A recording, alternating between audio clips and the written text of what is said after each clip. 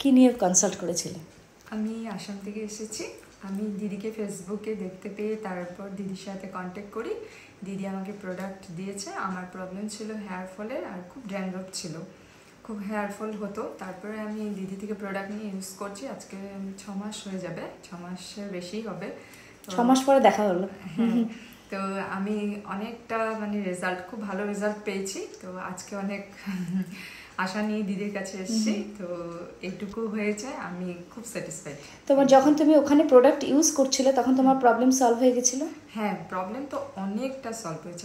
আগে চুল আঁচড়াতে গেলে এত চুল হেয়ার ফল হতো, চুল উঠে আসতো, তো অনেক কমেছে, অনেকটাই কমেছে। স্যাটিসফাইড? হ্যাঁ। তাহলে অনলাইন কনসাল্ট করে প্রোডাক্ট ইউজ করলে রেজাল্ট পাওয়া যায়? একদম একদম, চোখ বন্ধ করে বিশ্বাস করতে পারো।